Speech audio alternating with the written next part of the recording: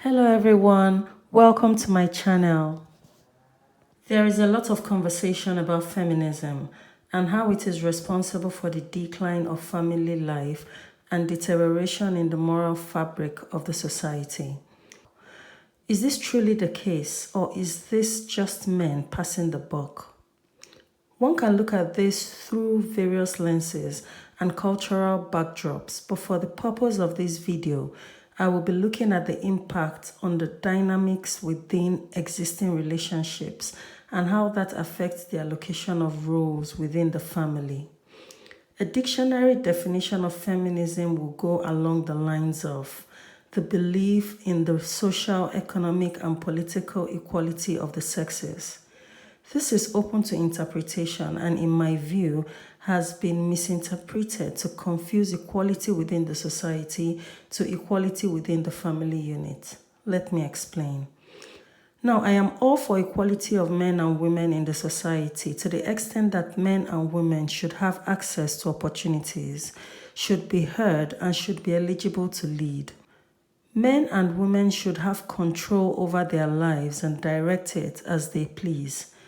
This has not always been the case, with most cultures experiencing a period of complete domination of women and forcing women to conform to the role assigned to her within the society, which was none, save to fulfill her wifely and motherly role and responsibilities within the family.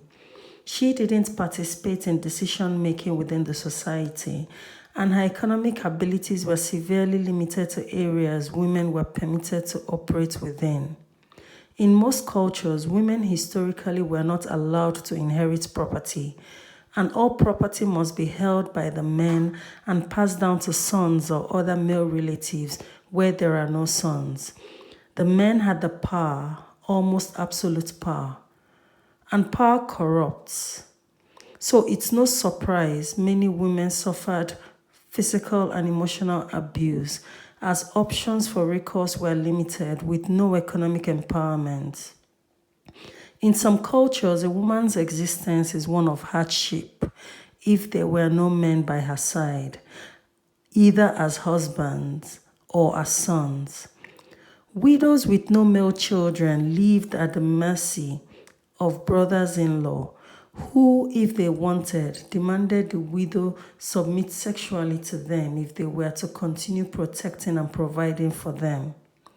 Also, as not every man can be rich, where the man was poor, the family had to be poor, as the woman was severely limited in ways she could contribute economically to the family. It was only a matter of time before women would ask for more control over their lives. So I look back on that period and I do not wish to have been born then.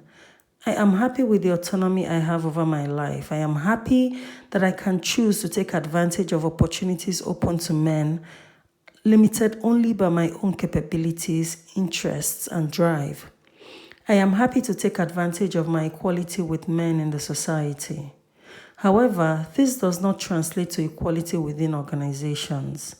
Though all men and women are equal, we all fall in place where there is a hierarchy, like in our work environment, and people on the lower rungs defer to people at the higher rungs.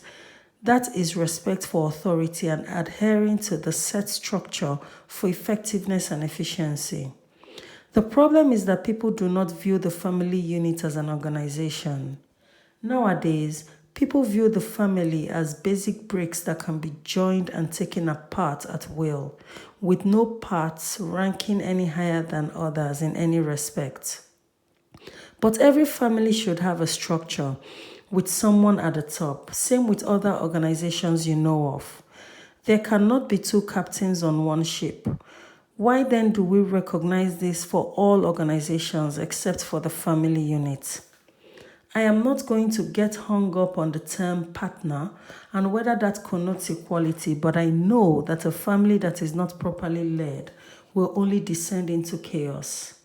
And this brings me to the validity or otherwise of traditional gender roles and whether they should be done away with altogether in response to the changing times and the current realities of the world we live in. My answer is no.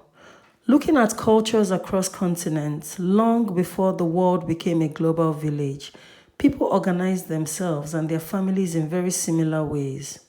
Roles and responsibilities were assigned mainly on the basis of natural abilities, some sort of comparative advantage, if you will.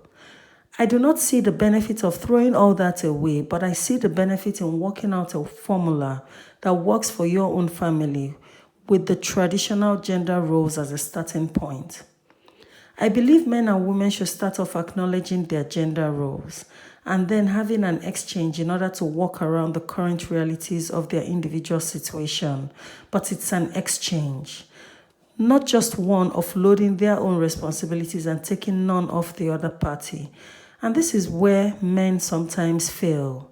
There's an eagerness to accept a family needs dual income, with the woman and man hustling, usually to maximum capacity, to get the bills paid. Yet there is also a reluctance to take up some of the female roles to balance out the economic contributions the woman is making. One thing men fail to realize is irrespective of whether you contribute more than she does, so long as you don't contribute 100% and she works full time outside the house, she needs help with the domestic chores. So long as you both deem her job relevant to the family income, it is uncharitable and entitled to expect her to be fully on top of domestic chores alone while you both work full time outside the house. I also believe one person should be seen as the head of the household. If in your household it's the female, fine, but typically it's the male, and I see nothing wrong with it. It then behoves on the woman to choose a mate carefully, one whose lead they can follow, one in whom they can trust. This talk of we both lead our household is untrue.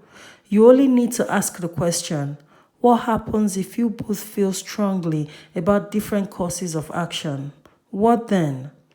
At some point, a decision has to be made for efficiency. You both can't debate till eternity.